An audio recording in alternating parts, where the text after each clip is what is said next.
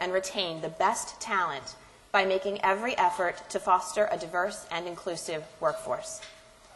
I'd like to turn the program over now to today's speaker, Eric A. Rouse, who will share his experiences on how he emerged from the depths of despair to become a nationally renowned inspirational and motivational speaker. Eric, a disabled American veteran who served in Operation Desert Shield, is head of A. Rouse Inspirational Enterprises, a national mental health consulting firm specializing in mental health consulting and training services. Through his work, Eric attempts to shed light on the current dilemma of returning veterans dealing with mental illness and addiction. He uses his own trials and tribulations with mental illness and addiction to debunk the stigma surrounding mental illness and energize caregivers. Eric, we're pleased that you could be with us today. Please join me in welcoming Eric A. Rouse.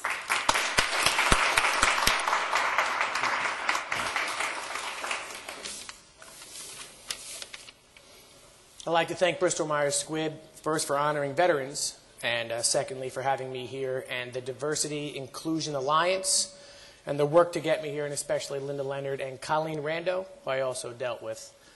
It's a unique position in life to have a job, an occupation where you get announcements as you walk up and applause. It's very nice. I don't get that often at home.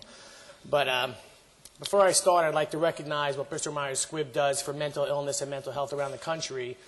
I was looking at the Bristol-Myers Squibb Foundation, and I saw the good works that are going on down in Alabama and the rural outreach for those with mental health issues. And when you don't have treatment around you and you don't have these facilities where you can walk into them, many times you stay in the darkness of the disease without the ability to have somebody find you. And mental health and mental illness is a disease of darkness and disconnection. And oftentimes physical disconnection can lend itself to further suffering. Also about the works that are going on in Boston for the overall health of people with mental health problems. Because it's recognized there, it's recognized on your website, and it's recognized when I speak throughout the country that on average somebody with a mental health diagnosis will die 25 years earlier than someone else. And to put that into a concrete manifestation, I'm 39 years old. If the average lifespan for a man in America is about 75-ish, I have about 11 years to live. I have a 6-month-old daughter. So due to a biological disease and the genetics of my family history, if I follow and fall within the middle of the bell curve, I'll live to see my daughter enter 5th grade. And that's what you're working for here at Bristol-Myers Squibb. That's why I'm very, very happy to be here. Doing what I do, I primarily fly around the country. It was very enjoyable just to drive down Route 27, go through Princeton, and not have to land somewhere and walk in.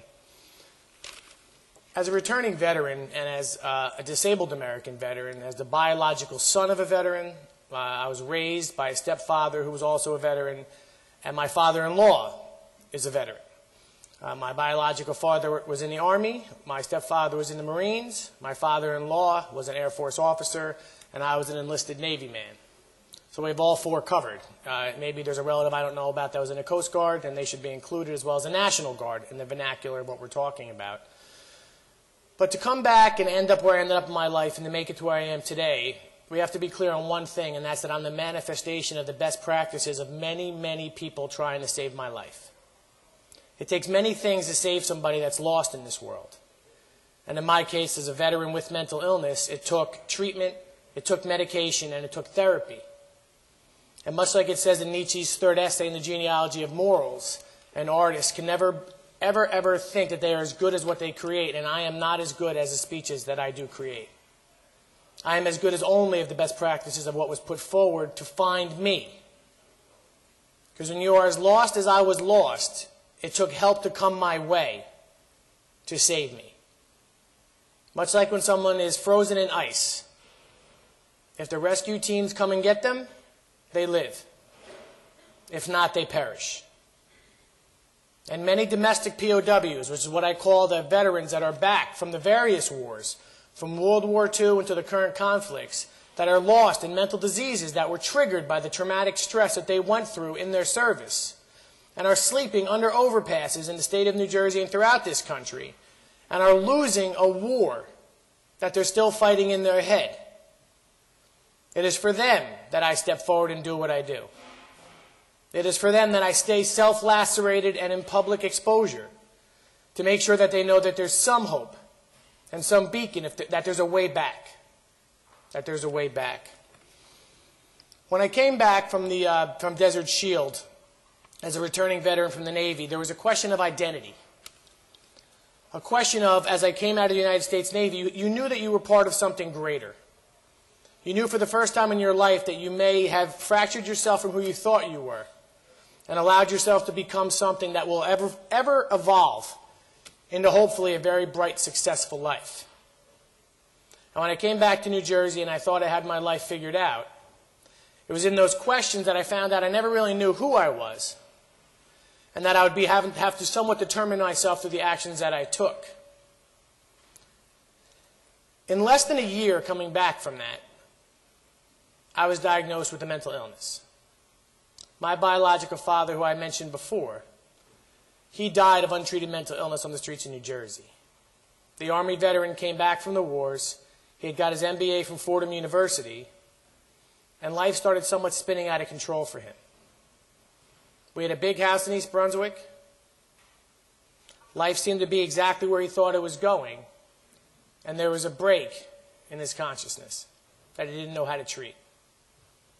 And eventually my father cycled through the different floors that you fall through when you can't find help, when help is not there for you, or when you don't accept help. And in 1994, he passed away in a halfway house in the Palisades. The reason I tell you that is in the question of identity, first as a returning veteran from the Gulf War, and then secondly, coming back from the second war I was to fight, and I was the one trying to survive the hospitals in the state of New Jersey with the diagnosis I had. The only stereotype of success that I had that I related to was my biological father. He was a veteran, I was a veteran. He had mental illness, I had mental illness. He had been removed from his house while his family cried, unsure if they needed to fear him, love him, or save him. And the same cops in the same town had to do that for me. Father and son walking through the streets of East Brunswick, monsters to themselves, suffering a societal stigma that's going to drive them ever further into a darkness that they don't want to come out of. And it was out of the first hospital, and when I came back, I was in Carrier Institution on the west part of New Jersey. I had woke up at 4-point restraints, and I was identified as having an alcohol problem, a drug addiction issue, and bipolar disorder 1. The shame that I felt at that diagnosis as a veteran that at one point had thought I could use all my powers to determine the life that I would have. In the Navy, I was a satellite technician and went as far as I could technically. To now be in a mental institution and then released and try to start a life that I was fighting back from without any real role model outside of my father to look to as a reason to survive. I didn't really see a reason to push forward at that time. I didn't know if there was a way to move forward at that time.